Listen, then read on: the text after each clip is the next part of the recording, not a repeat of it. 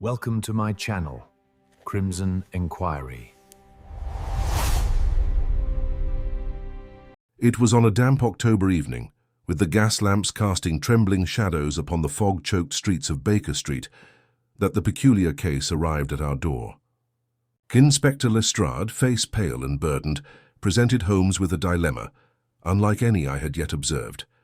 A man who claimed to have witnessed a crime not in the present, but rather in the past. The witness, appearing candid yet inexplicably confused, insisted he had observed a murder decades ago, one that had never been solved nor even recorded.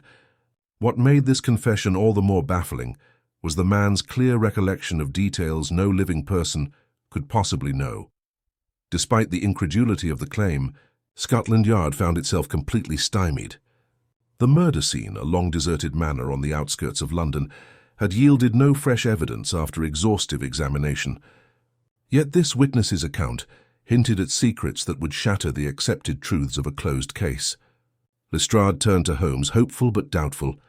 Holmes, ever the master of logic and reason, accepted the challenge not with amusement, but with a rare sparkle of curiosity.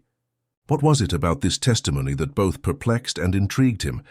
As I followed my friend down the narrow cobblestone lanes and into the murk and mystery of Victorian London, I suspected we were embarking on a journey that would test not only our skills of deduction, but also the very boundaries of reality itself. The gaslight flickered weakly as Holmes and I stepped into the narrow parlour of 221B Baker Street, where Lestrade sat, glancing between us with a mixture of hope and frustration. I had watched many a case unfold in these hallowed rooms, but even before Holmes uttered a word, I could sense this was no ordinary puzzle. "Tell me everything." "Inspector," Holmes commanded, his gaze steady beneath those keen eyes. Lestrade hesitated, then began his account with measured detail, as if cautious of stepping beyond reason. "The witness's name is Mr. Thomas Farley. He's a clerk at the Homefield Insurance Company, but claims to have experienced something most extraordinary. According to him, he saw the murder of Lord Kilpatrick's second wife, Eleanor, some 30 years ago, at Kilpatrick Manor itself. The case was cold, the murderer never found. But what's strange, Doctor, is that Mr. Farley appeared in London only last week, seemingly disoriented and speaking of events long past as if they were yesterday." Holmes steepled his fingers and considered. "The boundaries of time are not within my usual domain, Inspector. Yet, if Mr. Farley's account holds factual evidence that predated his arrival in London, we shall need to test its validity." "Very well, gentlemen. Here is Mr. Farley." The door opened and a slender man with unkempt hair and pale complexion entered. His eyes darted nervously at each corner of the room, as though shadowed by unseen memories. He greeted Lestrade with a vacant smile, and then turned to Holmes, who scrutinized him without emotion. "Mr. Farley," Holmes began, "you claim to have witnessed a crime that occurred many years prior. Pray elucidate this tale." Farley swallowed hard and spoke with a trembling voice. "I know how unlikely it sounds, but I was at Kilpatrick Manor a month ago, or rather I felt as if I were there. The house was as it had been decades before. I saw Lady Eleanor with a man. I did not recognize him at first. Then there was the struggle, a letter torn and a shot fired. Afterwards I awoke in a field miles away, disoriented and bruised." Holmes's gaze sharpened. "You say you were present during a struggle and heard a gunshot. Can you describe this man?" Farley's eyes narrowed. "He was tall, wore a dark coat. I never saw his face clearly, but I heard his voice. It was familiar, though I cannot place it. Did you bring this letter?" Holmes asked suddenly. Farley reached into his coat and produced a torn, yellowed scrap of paper. Holmes took it with trembling fingers and examined it under the lamplight. The handwriting was elegant yet hurried, signed simply with an ornate letter K. "Curious," Holmes murmured. "This is a fragment of a letter written by Lady Eleanor herself, dated the very day of her disappearance." Lestrade's eyes widened. "Where did you find this?" "I found it tucked beneath the floorboards of my apartment." Holmes's brow furrowed. "A connection here is undeniable. The question remains, how did this manuscript come to be in your possession, and what truth lies beneath your claim of witnessing a crime 30 years past?" I observed the man closely. Something in his manner betrayed no deceit, but the nature of his story strained credulity. Holmes, however, regarded him with complete calm, as if awaiting the final piece of an invisible puzzle. "Mr. Farley," Holmes continued, "you say you found yourself in the past. This is an extraordinary admission. But I am a man of facts, and facts alone will guide us." Holmes paused before continuing. "I suggest we examine Kilpatrick Manor itself. Time and history have preserved many secrets, and no doubt the house will reveal more than memory or confession ever could." The following morning, under a greying sky choked with mist, Holmes, Lestrade, Farley, and I set out for the manor on the outskirts of Middlesex. As the carriage jostled over rutted lanes, Holmes began to share his thoughts not with the others, but privately with me. "Watson, note the peculiar circumstances. Farley's knowledge of Lady Eleanor's letter is evidence that cannot be coincidental. The torn letter found under his floorboards, the vivid description of the struggle and shot, these suggest information not gleaned by casual rumor. Yet how it arrived in Farley's possession remains the key. The manor itself was at once grand and forlorn, its facade a melancholy monument to faded aristocracy. Ivy strangled the stonework, and broken windows stared like vacant eyes. Inside, the air hung thick with dust and secrets. Holmes proceeded methodically, inspecting the library, Victorian drawing rooms, and servants' quarters. His sharp gaze missed no detail. The faint scorch on the fireplace mantel, a smudge of fresh mud on the floorboards, and a delicate scent, almost imperceptible, of lavender. Meanwhile, Farley trailed behind, visibly uneasy but retaining his composure. Lestrade poked cautiously at the rubble and rosewood, searching without insight. I, as always, sought to capture events faithfully and recorded each discovery without yet comprehending its weight. It was in the old nursery, a room untouched since that dark day, where Holmes halted abruptly. He knelt to examine the floor near the hearth, his finger tracing a pattern unseen by others. "Observe, Watson, this scrawl beneath the dust, a cryptic cipher etched in pencil," he said. "The letters faded but formed a message. Flee the night or pay the price." Lestrade scoffed, a superstitious prank, no doubt. Holmes's eyes gleamed. Or a threat never delivered, and a fear unresolved. We lingered until dusk, each of us pondering the weight of spectral hints embedded within the decaying manor. The day's discoveries promised that the tale was far from merely a ghost story or a cracked mind's delusion. Holmes mused aloud that reality's defining edge was often thinner than one dared imagine, and within these shadowed walls the truth was inevitably waiting. As we departed, I felt a chill not from the cold but from an unsettling certainty. The game was afoot, and the illusion of time itself was about to unravel before our very eyes. The ride back to London was marked by a meditative silence, broken only by the occasional murmur from Lestrade, who tirelessly speculated on the mystery before us. Holmes, however, remained deep in thought, his mind evidently assembling fragments unseen to the rest of us. That evening, the quiet of Baker Street was punctuated by Holmes's restless pacing, his slender figure weaving through the clutter of books and chemical bottles, his eyes glinting with renewed purpose. Minutes later, he motioned for me to join him beside the fire and laid out a series of photographs and notes. "Observe, Watson," he said. "The torn letter's handwriting and the cipher beneath the nursery dust suggest a purposeful communication. But who was it meant for? And what prevented its delivery?" My mind turned over the possibilities. Could the message have been a warning to Lady Eleanor herself? Perhaps from the murderer? Holmes nodded slowly. That is the conventional line of inquiry. Yet consider this. The letter fragment was hidden under your witness's floorboards 30 years later. The manor became deserted after the tragedy. How then did the letter travel so far and so discreetly, if not by some hand involved in the mystery? Farley's strange narrative suddenly seemed less the product of delusion and more a thread connecting hidden loyalties, or betrayals. Holmes leaned back, steepling his fingers once more. "Our next step must be to trace the lives of those closest to Lady Eleanor during that fateful night. Servants, family, anyone who held either motive or secret. I volunteered to assist with local records and interviews, while Holmes, with Lestrade, set about locating those who had once lived or worked at Kilpatrick Manor.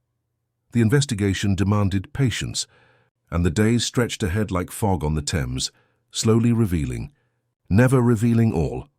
It was during one such interview with a retired housekeeper named Mrs. Abernathy that a critical clue surfaced. She remembered the night distinctly, the air thick with tension, as if the house itself anticipated impending doom. "Lady Eleanor was afraid, sir," she confided, wringing her hands. She spoke of threats. And of a visitor who'd come unexpectedly in the dead of night. Did she say who this visitor was? Lestrade pressed, "No, sir," but she held a letter tightly that she refused to show anyone. Holmes's eyes narrowed. A letter held closely but torn. "Fits our evidence." Mrs. Abernathy also mentioned that Lord Kilpatrick's younger brother, Gerald, had been estranged from the family following a bitter dispute over the inheritance. "He vanished not long after Lady Eleanor disappeared," she said, but was rumoured to be back in London around that time. The pieces began aligning with deliberate precision. Holmes instructed Lestrade to secure a search warrant for Gerald Kilpatrick's London lodgings. Meanwhile, I continued cross-referencing local archives, discovering reports of a mysterious visitor to Homefield Insurance, aimlessly pacing corridors or staring into nothingness, just days before Farley's sudden appearance. Were these connected or coincidence? A breakthrough came unexpectedly, when Holmes sat me down at his cramped desk. "Farley's account, Watson, is not merely a spectacle of the mind. Something in it conforms too closely to facts only known to those inside a closed circle. Farley's claim of witnessing a past crime may be a metaphorical description of sensing hidden truths, or perhaps he has stumbled on a secret passage or possession linking him inexplicably to those events." His theory was bold, yet Holmes's reasoning seemed taut and unassailable. "Tomorrow we visit Mr. Farley's lodgings to inspect the floorboards where the letter was found. I have reason to believe there is more concealed beneath." The next day, under a sky low and sullen, we gathered at Farley's modest flat in Homefield. Holmes knelt by the creaking wooden floor, tapping lightly and listening. There is a hollow beneath. With the manner now fresh in mind, Holmes ordered the removal of a loose panel. There, concealed beneath layers of dust and age, lay a small locked box.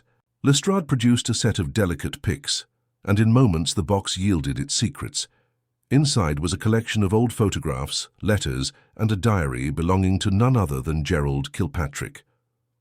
The entries were cryptic but detailed quarrels, hints of blackmail and references to secret meetings in London and Kilpatrick Manor. Holmes flicked through them, then studied Farley intently.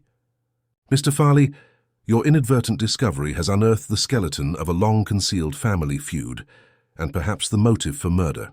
Gerald's notes suggest an obsession with Lady Eleanor, and that he feared exposure." Farley paled. "I had no idea. This was hidden here in my home without my knowledge." "No coincidence," Holmes replied. "Someone must have placed these items in your lodgings to implicate or warn you. Tell me, Mr. Farley, have you made any enemies recently? Any visitors troubling you?" Farley shook his head, confused but worried. Holmes's gaze sharpened like a sword blade. "We are nearing the heart of the matter, Watson. A man-obsessed, torn letters, threats of danger, and a witness who may have been manipulated or used as a pawn in a larger game." He rose abruptly. "Tonight, the chase begins anew." The streets outside had thickened with fog, and the city seemed to pulse with unseen life, silent conspiracies, and whispers carried in the chill air. As we prepared for what lay ahead, I realized that this investigation was not merely about a ghostly witness, but a tangled web of human ambition, desperation, and deception, woven through the fabric of time itself. Holmes's eyes gleamed with that rare fire of anticipation. "Come, Watson, the game is afoot, and time, as ever, will reveal the truth." As darkness settled over London, a thick fog began to creep through the streets, muffling the clatter of carriage wheels and the distant murmur of voices. Holmes, Lestrade, and I followed the small form of Farley through labyrinthine alleys toward a modest tavern known for its discreet clientele, a place where secrets whispered among shadows more often than spoken. Aloud, the best place to gather. Information rarely found in official reports, Holmes remarked dryly. "Tonight we hunt behind the veil." Inside, the tavern was warm but dimly lit, the air heavy with smoke and suspicion. Holmes's sharp gaze scanned each patron, as if sorting truth from deception by mere observation. We settled into a corner booth, where Holmes began quietly questioning the bartender about anyone fitting the description of Gerald Kilpatrick or individuals connected to Kilpatrick Manor. The bartenders Reply was grudging but revealing. There was a man, tall, dark, with a nervous manner, been coming here irregularly over the past months. Talked little, mostly to himself, but folks say he's nosing into old family troubles. Holmes's eyes flickered. And has he been seen with any particular person? Now and again, the bartender whispered. A woman, not from round these parts. Dressed fine, but eyes cold as winter. Holmes exchanged a glance with Lestrade. Good, we have our leads. As we left the tavern, Holmes pulled Farley aside. Do you recognize this description? Farley hesitated. No, but it echoes my own vague memory of a figure in the manor's shadows. Holmes nodded. Memory is a curious thing, especially when cloaked in trauma. But your contribution to this investigation is undeniable. His tone was unwavering. Yet there was a rare warmth beneath the usual detachment. Returning to Baker Street, Holmes and I pored over Gerald's diary by the flickering gaslight, each entry layering more context onto a picture, dark with greed, betrayal, and unspoken violence. In one passage, Gerald hinted at a confrontation planned for the night Eleanor vanished, warning of secrets that even the family might wish to conceal. Holmes's mind was a steely mechanism, turning over each clue methodically. Watson, the missing element remains the identity of the assailant. Gerald's menace toward Lady Eleanor is clear, but it's obvious this is merely a fragment of a larger conspiracy. I agreed, noting that Lady Eleanor's fate was entwined with others who might have silenced her to keep long-buried truths from surfacing. Holmes was less concerned with speculation, however, and more with facts patiently uncovered. The following afternoon, Holmes requested a visit to Homefield Insurance, the firm where Farley worked. If our witness is connected to this case beyond mere happenstance, then perhaps his workplace conceals further evidence. Holmes conducted a thorough inspection, noting the layout, employees, and records. He was especially intrigued by a locked cabinet in Farley's office, which the clerk claimed he had no knowledge of. Curiosity piqued, Holmes instructed Lestrade to obtain permission to survey the cabinet. Behind its dusty glass doors lay rows of ledgers, but one pad of paper caught Holmes's eye, an unsigned note, dated just days before Farley's odd behavior began. It hinted at financial irregularities, implicating someone close to Farley. Holmes smiled thinly. Our time-traveling witness may indeed be caught in a web more modern and dangerous than he suspects. But the moment of quiet reflection was broken when a sudden call reached Lestrade. A second crime had been committed, an apparent break-in at a London estate belonging to Lord Kilpatrick's descendants. The intruder was gone, but unsettling signs remained. Rooms disturbed, drawers emptied, and a message scrawled in ink across a mirror. Truth lies deeper. Holmes's features tightened. This escalation confirms our theory of a larger cover-up. We must act swiftly, or more lives may be at risk. At that moment, Farley appeared visibly shaken. I fear I am being watched, Mr. Holmes. I found strange figures lurking near my lodgings last night. Holmes's eyes gleamed. Then the game draws closer to its climax. Watson, prepare yourself. We will soon force this shadowed conspiracy out of hiding. As night deepened over Baker Street, the atmosphere thickened with tension. Every rumor, every cryptic note, every unearthed secret had brought us closer to a truth that demanded courage and clarity. Holmes, ever the master strategist, spoke softly. The machinery of deceit runs deep, but with careful and precise moves, we shall dismantle it, revealing those who manipulate time and truth for their own ends. I trusted in his brilliance, even as the city's dark heart pulsed with danger. The final act was drawing near, and in its resolution, the mystery of the time-traveling witness would either be unraveled or remain forever locked in the shadows. The flickering candlelight of Baker Street seemed almost too faint to hold back the pressing darkness as Holmes meticulously planned our next course of action. The break-in at the Kilpatrick descendants' estate had raised stakes that demanded immediate attention. Lestrade, though a capable man, struggled beneath the weight of growing urgency and the tangled web this case had become. Watson, Holmes said, voice clipped yet charged with focus. It is clear our adversaries move stealthily, but not without leaving threads to be grasped. The note in the mirror, truth lies deeper, is no sign of random malice. It speaks of deliberate provocation. I nodded, sensing Holmes's mind was unfurling layers beneath the surface of these events. Then we must decide our next step with care. Holmes's gaze sharpened. Indeed, I intend to set a trap to flush out our elusive puppeteers. But first, we will pay a visit to Lord Kilpatrick's current heir, Sir Reginald Kilpatrick. Sir Reginald's residence was a grand townhouse nestled in a quiet London street, its opulent facade betraying the turbulence within. The butler, an austere man named Pembroke, showed us into a drawing-room where the heir awaited, draped in aristocratic indifference. His eyes, however, betrayed an unsettled temper amid his practiced calm. Holmes wasted no time. Sir Reginald, we investigate not merely the crime of decades past, but a present conspiracy breathing new life into old wounds. Sir Reginald's thin lips compressed. You believe one of my family is behind these recent acts? Holmes leaned forward. To what end? That is the question. We now know Gerald's diaries hinted at blackmail and secret meetings. We also know someone wishes these secrets kept buried, so much so as to threaten a witness and ransack this household merely to silence any trace. As we questioned Sir Reginald further, Holmes was careful to mask his underlying calculations.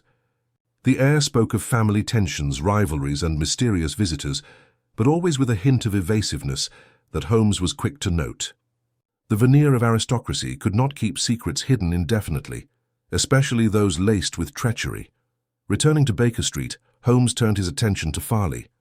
Your role is pivotal. Until now you have acted as an unwitting cipher, placed perhaps to confuse or mislead. Farley looked distressed but resolute. I only wish to clear my name and find justice for Lady Eleanor. Holmes regarded him.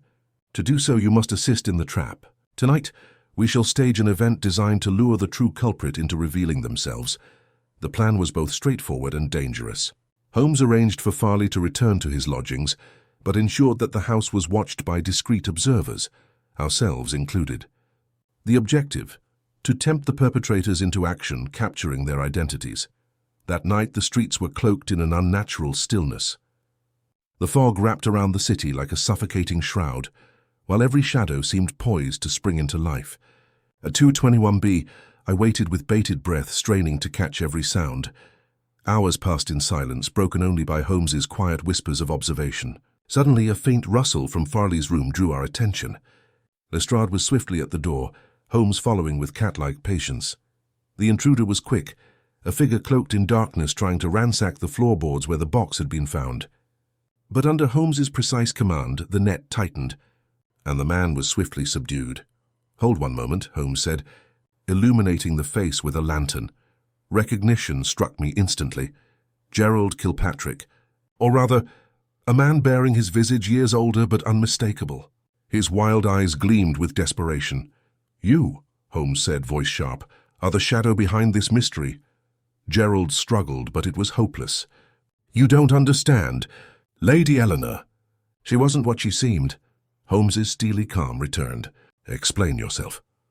With the faintest shudder, Gerald confessed a calculated tale of obsession and betrayal. Lady Eleanor had discovered a secret, a hidden inheritance, a betrayal by family members eager to seize fortune and title.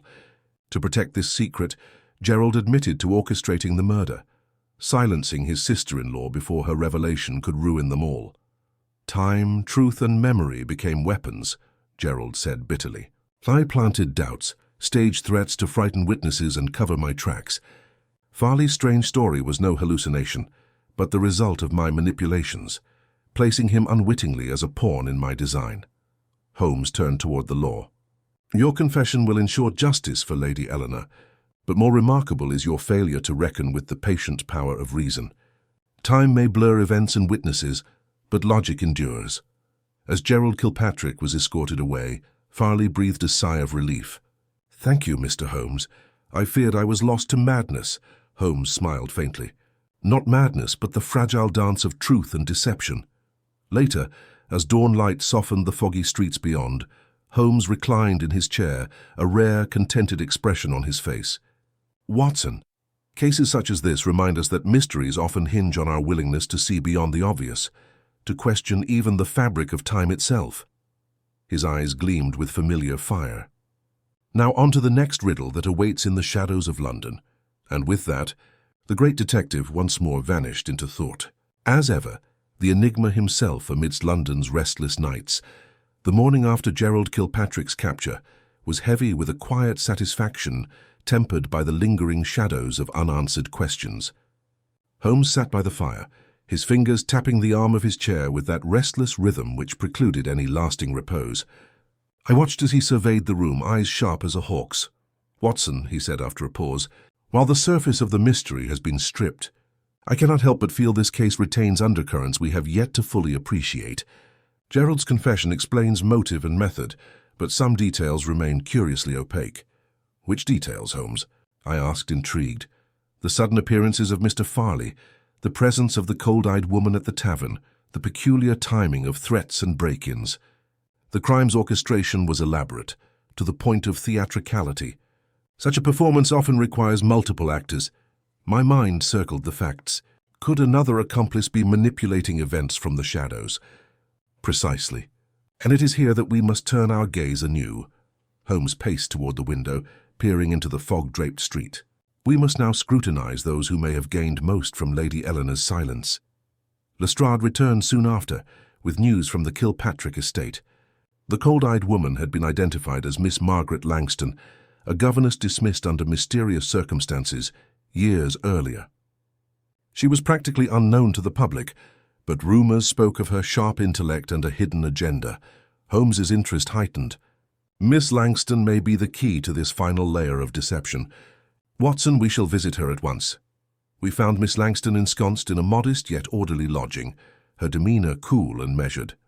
She met Holmes's inquiries with a poised defiance, neither confirming nor denying her involvement, but admitting a connection to Lady Eleanor. "I was entrusted with certain personal papers before Lady Eleanor's disappearance," she revealed.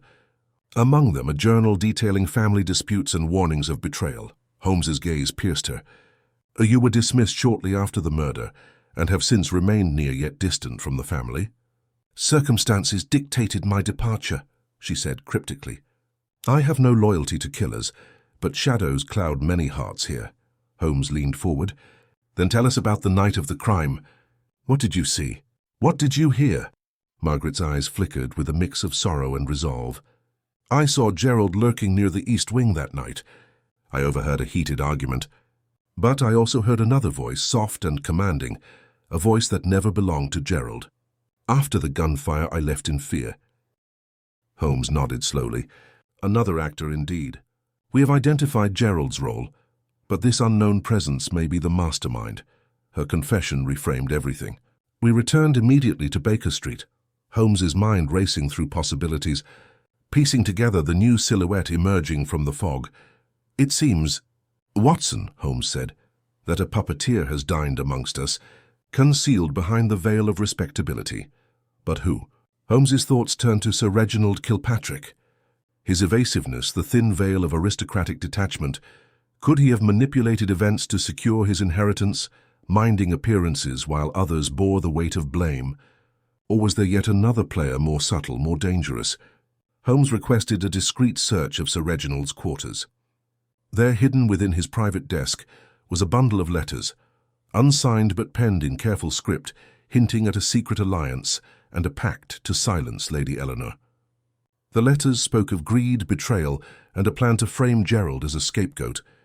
Holmes's eyes gleamed as he held the letters up to the light. The plot deepens. Our shadowed puppeteer is revealed not only by their hand but by their arrogance. We now faced a conspiracy encompassing Gerald's violence, Margaret's knowledge, and Sir Reginald's duplicity. Holmes resolved to force the final confrontation. "We shall invite all involved to a gathering, under the pretense of discussing the recent disturbances. There, with careful orchestration, we will reveal the tangled truth." Days later, the Kilpatrick estate filled with an uneasy assembly. Sir Reginald, Margaret Langston, Farley, Lestrade, and ourselves. Holmes took centre stage, drawing the parties into a web spun carefully with logic and accusation. He unravelled the complex interplay of motives, deceptions and betrayals, exposing how Sir Reginald orchestrated the scheme, using Gerald's bitterness and Margaret's silence as instruments. The motive? To claim the entire Kilpatrick fortune, unburdened by scandal. The assembled gasped as Holmes's words laid bare the scandal long hidden beneath velvet curtains. Sir Reginald's facade shattered, his protests growing desperate. Yet, as he reached for his pocket, Lestrade was swift, placing him under arrest. Holmes's voice was calm but victorious. The labyrinth of lies is never impenetrable, provided one follows the faintest traces left by those who weave deceit. As the arrested men and women were led away, I caught Holmes's rare, satisfied smile. In the quiet aftermath, he reflected, "Watson, this case tested not only our faculties, but the very notion of time as a witness. Sometimes those who appear out of place or time offer us clearer vision than those anchored in the present." He paused, then added with his usual modesty, "It is not time that deceives, but human nature, forever complex, eternally obscure." With the fog lifting outside, the promise of a new dawn seemed both literal and symbolic. Holmes's restless mind was already turning to the next puzzle London might present, and I, as always, remained eager to follow where his genius would lead. The resolution of the Kilpatrick case had brought a sense of closure that graciously also invited reflection. Yet at 221B Baker Street, Holmes' ever the restless intellect seemed far from satisfied. The tapestry we had unravelled was intricate indeed, but the sensations lingering in Holmes's gaze suggested gaps yet unfilled. That evening, as the lamplight flickered against the rain-streaked windows, Holmes sat with the pieces of evidence spread before him, his long fingers tracing the margins of old letters and diaries. "Watson," he said thoughtfully, "one aspect of this case continues to evade certainty, the nature of Mr. Farley's experience. He claimed to have witnessed a crime from the past. While we have explained the cruel chain of events surrounding Lady Eleanor, what accounts for his vivid and disjointed memories?" I pondered the question. Could it be more than mere manipulation or exposure to artifacts? "Are you suggesting a psychological or even supernatural element?" Holmes's smile was tinged with amusement. "I remain a man of science and reason, yet human perception can deceive or be deceived far more intricately than we often realize. Farley's psyche may have been influenced, perhaps triggered by artifacts, letters, and even places steeped in anguish, causing his mind to recreate scenes with startling realism. The theory was plausible, yet the very idea of a time-traveling witness had sparked visions in my mind of shadowy corridors beyond ordinary experience. Before I could inquire further, a new visitor arrived, a young woman, pale and composed, who introduced herself as Miss Emily Hartwell, a scholar specializing in historic manuscripts. She had read of the Kilpatrick case in the papers and requested Holmes's insight into a curious artifact found among Lady Eleanor's belongings. A small, ancient pocket watch with intricate engravings, allegedly capable of influencing one's perception of time. Holmes's interest was instantly piqued. The watch, Miss Hartwell explained, had belonged to Lady Eleanor's ancestors and was rumored to possess occult significance. Though its history was largely academic, with the permission of the authorities, Holmes arranged to inspect the pocket watch. The object was exquisite, its craftsmanship exquisite and its mechanisms mysterious, even to those versed in horology. Holmes ran a jeweler's loop over it, noting subtle deformities in the glass and faint inscriptions on the inner workings. "Watson, might this timepiece have played a role more psychological than mechanical? A catalyst of suggestion and trance? A device that, when combined with emotional trauma, could distort perception?" As we examined the watch further, Farley returned, drawn by the strange familiarity evoked in the artifact's presence. His disjointed memories seemed to deepen as he held it, growing clearer yet blurred with emotion. "What is this?" he murmured, eyes glazed yet searching. Holmes nodded solemnly. "It appears this watch was the link between your reality and the events long past. Its power may not be in time travel itself, but in unlocking the mind's buried visions." That night Holmes proposed a test. With Farley's consent, we would take the watch to Kilpatrick Manor and observe its effects in the very environment where the tragedy had unfolded. The manor's desolation seemed even more profound under the moon's pale gaze. As Farley cradled the watch, his breath quickened, his eyes fixed upon distant shadows as if seeing beyond the present. His murmurs grew into fragmented descriptions of the night long gone, words and images that matched the facts we had uncovered. Holmes stood silently, observing the interplay between memory and artifact. "This," he remarked quietly, "is not merely a device but a key, revealing how the mind holds on to and projects trauma across time. Yet Holmes's investigative mind would not rest on this interpretation alone. I noticed him paying close attention to subtle cues. Farley's involuntary reactions, the slips in his narrative, the sensitive places in the manner that drew his focus. "There is more, Watson," he muttered. "Memory is pliable, and suggestions planted by external influences can deepen certain recollections while suppressing others." The events surrounding Lady Eleanor's murder were not just witnessed but manipulated from within. As dawn broke over the manor, Holmes gently removed the watch from Farley's grasp. The truth we seek lies at the intersection of knowledge and mind. This watch, by design or accident, served as an amplifier, transmuting latent memories into vivid hallucinations. He turned to me, eyes alight with certainty. The time-traveling witness was, in fact, a man caught between truth and illusion, a victim of a psychological labyrinth crafted by artifacts, family secrets, and human desperation. As we journeyed back to London, my thoughts lingered on the fragile nature of reality, how memories can be both the strongest proof and the greatest deception. In the quiet of Baker Street, Holmes penned his observations. A treatise on the power of suggestion melded with historical fact, demonstrating how even the most extraordinary tales may find their roots in the unyielding soil of human psychology and subtle manipulation. "Watson," Holmes said finally, "cases such as this remind us that the greatest mysteries are not always those outside the realm of reality, but those within the human mind, and with that, Holmes, ever humble despite his towering intellect, settled once more among his books, already eager to pursue the next puzzle London might cast into his path. The days that followed the revelation about the pocket watch were quiet, save for the rustling of papers and Holmes's occasional muttering as he refined his notes. The city outside churned with its usual rhythm, yet the shadows of the Kilpatrick mystery seemed to cling tightly to Baker Street. One crisp morning, as the autumn sun sifted weakly through the fog, a letter arrived, its seal unmistakably that of Scotland Yard. Lestrade's handwriting was hasty, yet formal. A new piece of evidence had surfaced, one that promised to bind the loose strands of our inquiry.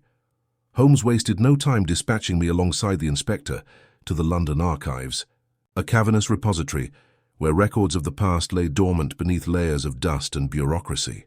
There, amid the yellowed documents, we found a bundle of correspondences between Lord Kilpatrick and an unknown correspondent, letters carefully hidden within a false bottom of an old shipping box. The letters detailed a clandestine exchange between Lord Kilpatrick and a man, identifying himself only as M.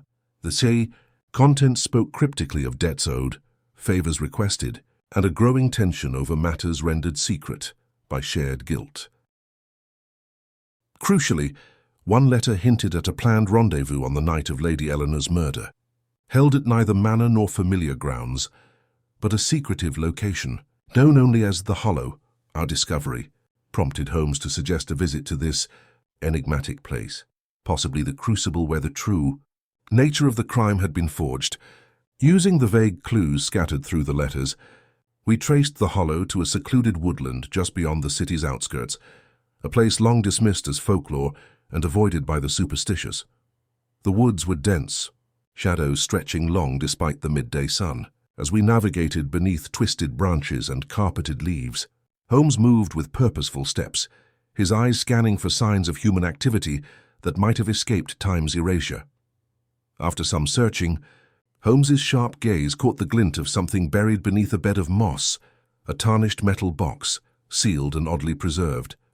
Inside we found more letters and, to our surprise, a finely crafted pistol marked with the initials MK.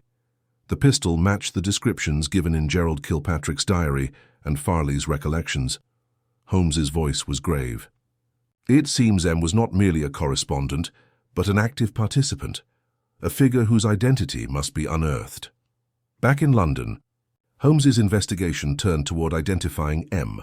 Suspects abounded in the tangled social strata surrounding the Kilpatricks, distant relatives, disgruntled associates, or political rivals.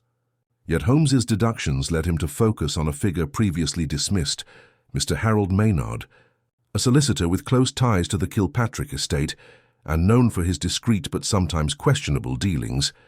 Holmes methodically traced Maynard's movements and associations, uncovering a trail of financial irregularities and veiled threats tied to the fortunes of the Kilpatrick family. More tellingly, we learned that Maynard had vanished mysteriously shortly after Lady Eleanor's death, only to resurface recently under an assumed identity. When confronted, Maynard was evasive, his cold calculations belying a mind conditioned to obfuscation. Yet Holmes's inexorable logic and the weight of evidence left no place for concealment. With surveillance in place, Maynard was eventually cornered at a private club frequented by London's elite. There, under Holmes's relentless questioning and Lestrade's firm hand, Maynard confessed to having conspired with Gerald Kilpatrick to orchestrate the murder, motivated by financial gain and the eradication of inconvenient claims upon the estate. Holmes, however, pressed deeper. "You knew of Lady Eleanor's possession of the pocket watch and sought to exploit its lure to confuse and intimidate witnesses." Maynard's confession revealed a chilling plan: the strategic use of the watch's mysterious reputation to implant false memories, manipulate Farley's fragile mind, and craft a narrative designed to keep Scotland Yard tangled in illusions. As Maynard's arrest echoed through the corridors of power, Holmes reflected quietly with me in the study.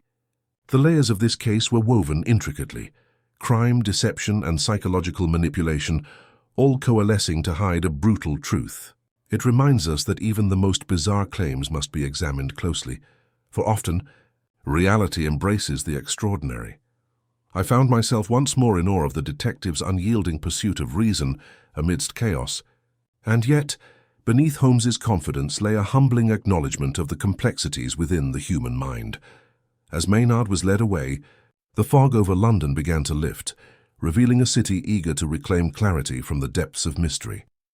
Holmes, as ever, was already turning his keen intellect toward the next adventure, leaving me to chronicle the profound journey through deception and revelation.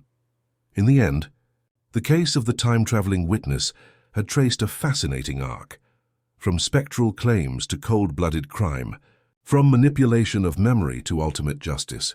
And through it all, the enduring truth was this: that in the enigmatic dance between perception and reality, only the rigorous light of deduction might illuminate the shadows and reveal the secrets hidden in the mists of time. The London dawn crept through the grimy windows of Baker Street, casting long shadows across the room where Holmes sat, his gaze fixed upon the cargo of evidence accumulated like a fortress around him. The capture of Maynard had been the closing act of a drama both elegant in its complexity and ruthless in its cruelty. Yet the detective's mind stewed with an insatiable hunger for understanding the deeper human elements that had framed this mystery. After a solemn breakfast, Holmes and I convened with Lestrade to discuss the final steps before the case was presented to the Crown. Lestrade expressed his gratitude for the clarity brought to what had been a confounding affair, but I sensed that Holmes was less content with the perfunctory rendition of justice. "It is not enough, Lestrade," Holmes said, his voice low but resolute. "Justice demands precision not only in punishment, but in the recognition of wider truths. We have unraveled the technicalities of murder and deceit, but the emotional and psychological wreckage left behind requires reflection." Holmes gestured toward Farley, who sat quietly, his visage still marked by the ordeal. This man was both victim and instrument, his mind a battleground of manipulated memories and shattered realities. His journey from confusion to clarity mirrors the significance of our inquiry. How fragile are the lines that define truth from illusion? Lestrade nodded, but the inspector's practical mind was already orienting toward next procedures and protocols. That afternoon, Holmes insisted on accompanying Farley back to the modest room where the journey had begun, his lodgings in Holmfield. As the familiar creak of the floorboards greeted us, Farley's eyes lingered on the spot where the hidden box had been found and where his fractured memories first took shape. Holmes knelt and gestured thoughtfully. "Watson, observe how the physical environment plays a crucial role. Spaces hold memories, not just in minds but in their very structure. This is where the past intertwines with the present in ways both overt and subtle." We lingered a while, Holmes explaining to Farley how the pocket watch had influenced his perceptions, encouraging him gently toward psychological healing. In the quiet that followed, I marveled at the detective's unique approach, combining logic and empathy to restore not just facts but fractured minds. Days later, a summons arrived to inform us that the Kilpatrick estate would host a private assembly, a gathering of family, lawyers, and authorities seeking to formally close the chapter on Lady Eleanor's tragedy and the subsequent turmoil. At the estate, Holmes took charge of the proceedings with his usual commanding presence. His address was more than a recital of evidence. It was a meditation on the dangers of secrets nurtured by silence. "Ladies and gentlemen," he began, "we have traversed the labyrinths of human motive, encountering treachery, fear, and the fragile nature of memory." He recounted the sequence of events, the tangled alliances, and the manipulations that had obscured the truth. His words struck deeply, drawing solemn acknowledgments from even the most stoic attendees. Sir Reginald, though disgraced, remained present, his posture curiously reflective rather than defiant. Holmes continued, "What this case teaches us is the peril in allowing shadows to lengthen unchecked, the peril in distrusting witnesses, even those whose claims seem most improbable. Farley's time travel was no mere fantasy, but a testament to the power of memory and emotion to transcend the constraints of chronology, though not without peril." The room remained hushed, absorbing the detective's wisdom. As the gathering dispersed, Holmes took me aside. "Watson, this case will be recorded as one of peculiar interest, not only for its complexity but for the remarkable interplay between mind and memory, and the ways in which criminals manipulate both." I sensed, as always, the sharp edge of pride beneath his humility. Later, back at Baker Street, Holmes reclined by the fire, a slight smile playing upon his lips. The world is full of mysteries yet undiscovered. For every resolved case there remains countless secrets lurking beyond the light of reason. I raised my cup to him. "To your next adventure, Holmes." His eyes twinkled. "Somewhere in London's restless streets, Watson." The next puzzle calls, a whisper amid the fog. And so, with the case closed, but the detective's curiosity forever afire, we prepared ourselves for the inexorable flow of mysteries, awaiting the interplay of observation, deduction, and the relentless pursuit of truth. The quiet that followed the closure of the Kilpatrick affair was a deceptive lull, for London's streets never truly rested, and neither did Holmes's restless intellect. The very next evening found us back at 221B Baker Street, the familiar room thick with the scent of pipe smoke and burning coal. As Holmes reviewed notes and newspaper clippings laid out with his characteristic precision, a sudden knock at the door interrupted the evening calm. It was Inspector Lestrade, his expression grave but invigorated. "Holmes," he said, "I bring word of a new mystery that may pique your interest." Lestrade unfolded a worn telegram detailing a series of strange disappearances from the docks, where several sailors had vanished without trace. The police were baffled. No signs of struggle or foul play were evident. The only common factor was the sailors' frequent visits to a new tavern by the wharves known as the Silver Harpoon. Holmes's eyes sparkled. "A fresh puzzle, Watson. The disappearance of men from one of London's darkest quarters, an enigma wrapped in the fog of the Thames." "Shall we investigate?" I eagerly agreed, aware that the detective's sharp mind was already racing ahead. We set out immediately, our footsteps echoing against the damp cobblestones as we approached the Silver Harpoon. The tavern was a grimy establishment, its windows opaque with grime and smoke. Inside, the din of sailors' laughter and conversation was punctuated by the metallic clang of glasses. Holmes's gaze swept the room, noting the patrons' wary glances and hushed tones. "Observe, Watson, how fear and secrecy breathe beneath the surface of even the most raucous denizens." Our inquiries revealed a tentatively shared story. A strange figure had appeared days before the disappearances began, an enigmatic man selling charms and claiming to possess knowledge of the sea's deepest secrets. Holmes and I exchanged knowing glances. A charlatan or something more sinister? I wondered aloud. Holmes's reply was a thoughtful murmur. "We shall find out. But for now, Watson, keep your senses sharp. London's shadows often conceal dangers darker than mere superstition." Our investigation led us next to the docks, where we spoke with dock workers and examined the moored ships. A common thread emerged. Several sailors had made repeated visits to a particular vessel, a small schooner known as the Night Watcher. which seemed to vanish and reappear mysteriously among the harbour's labyrinth. Holmes's deductions grew keener. This vessel, Watson, may hold the key to the sailor's fate. Our stakeout at the docks stretched into the witching hours. As fog thickened, figures moved stealthily among the ships. Suddenly Holmes signalled sharply, and we approached the night watcher's gangway, our presence disrupting a covert rendezvous.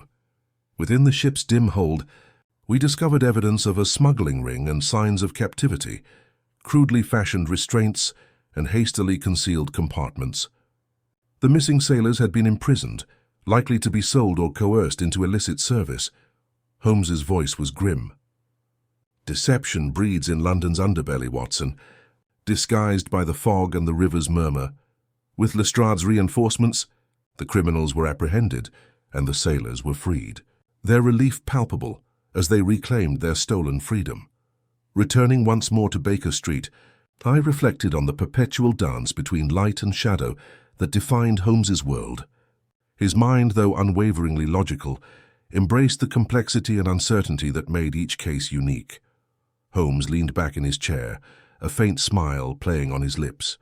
Watson, the pursuit of truth is ceaseless, an eternal motif upon which the symphony of reason is composed.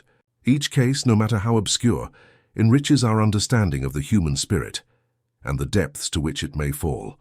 As the night deepened and the city's distant bells tolled, I resolved once more to chronicle these adventures, honoring the indomitable genius by my side.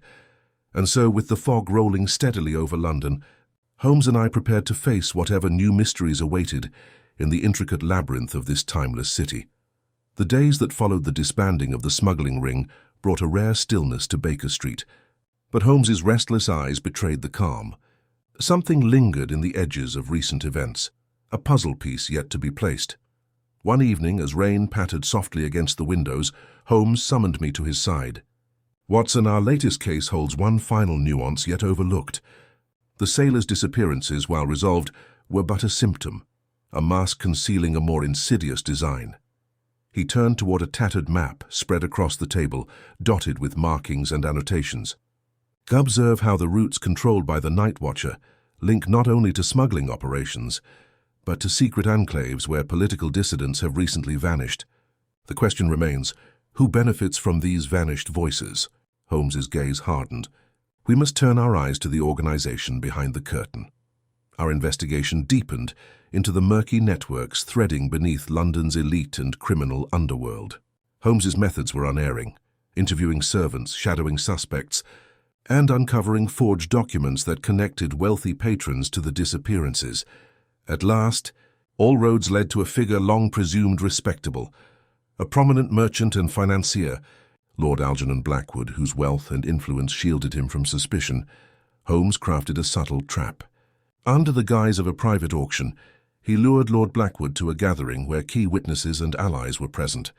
As murmurs of confrontation grew, Holmes presented deductions in calm, deliberate tones. You, my lord, Holmes began, have long manipulated both commerce and politics, using your cover to silence those threatening your ambitions. The sailors' disappearances and the political vanishings are threads in your tapestry of control. The assembled room fell silent, eyes fixed on the accused. Blackwood's composure faltered beneath the weight of Holmes's evidence. Forged papers, witnesses' testimonies, and the intricate financial ledgers linking him directly to the operation. Cornered, Blackwood's mask slipped, revealing cold calculation and desperation. Holmes concluded, justice is not only the deliverance of the guilty to the law, but also the vindication of those oppressed by fear and silence. As Blackwood was led away in custody, the weight on London's shadows lessened by a fraction. Holmes turned to me with that inscrutable smile. Watson, we stand ever vigilant, for the labyrinth of human ambition is endless. Yet through observation, reason, and a steadfast heart, truth shall prevail. The firelight flickered softly as I reflected on the journey from a time-twisting witness to sprawling conspiracies hidden beneath London's fog, and the unyielding spirit of the man who guided us through it all. And as the city breathed anew beneath the breaking dawn, I knew that with Holmes, the game was never truly over. It was simply waiting for the next move.